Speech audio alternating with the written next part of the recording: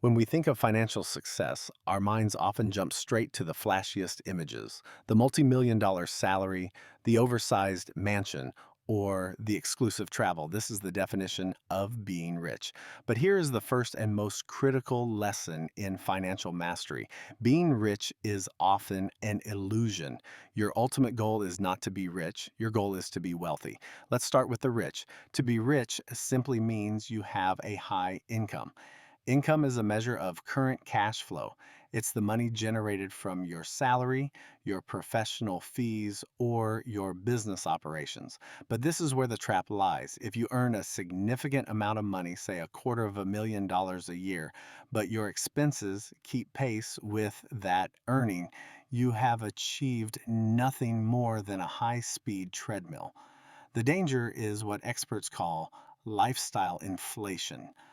If you purchase a larger house, a more expensive car, and upgrade your spending immediately after a raise, your income has increased, but your financial fragility has not decreased. You are asset rich and cash flow high, but you are not financially secure. Wealth is fundamentally different. Wealth is not a measure of how much money passes through your hands, it's a measure of the accumulated assets you own. Specifically, these are assets that either appreciate in value or generate future income, like stocks, bonds, or income producing real estate. Think of it this way: income is the flow of water into a pool, but wealth is the size of the pool itself.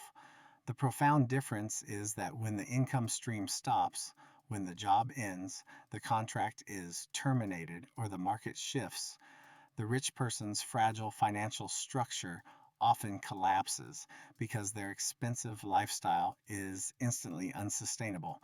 The wealthy individual, however, is protected. Their accumulated assets continue to generate income, providing freedom and security regardless of their current salary.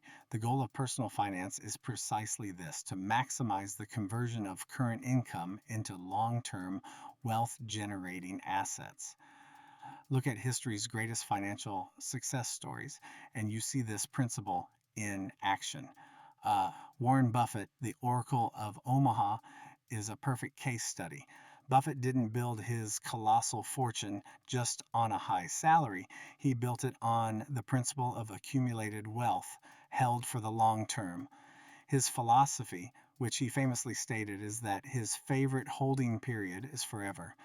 His holding company, Berkshire Hathaway, initially started as a struggling textile mill, but Buffett steadily used the cash flow from the dyeing mill to buy up other, more productive, high quality businesses.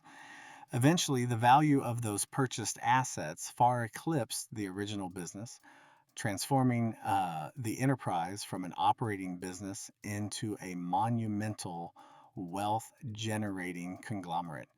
He has held major stakes in companies like Coca Cola and American Express for decades, allowing the compounding effect of his assets to build exponential value. His wealth is defined not by his annual dividend payout or management salary, but by the $1 trillion value of the companies he owns. The primary engine that converts income into wealth is the miraculous force of compounding interest. When you invest, your earnings start generating their own earnings. It's interest on interest. This requires patience, but the results are staggering. Consider this illustration. If an individual invests a consistent 500 every single month, starting at age 25, and earns an average annual return of 8% until they turn 65, their total account balance would be around $1.7 million.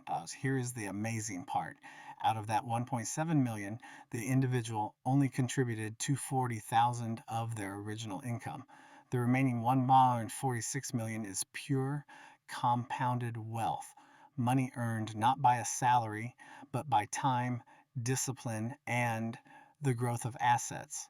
This powerful mechanism underscores why the timing of your investment matters far more than the size of your initial contributions. You must give your assets the longest possible runway to compound. The ultimate lesson is to change your focus from maximizing consumption to maximizing conversion. Every time you get a raise, a bonus, or a sudden inflow of cash, ask yourself, am I using this to increase my current income?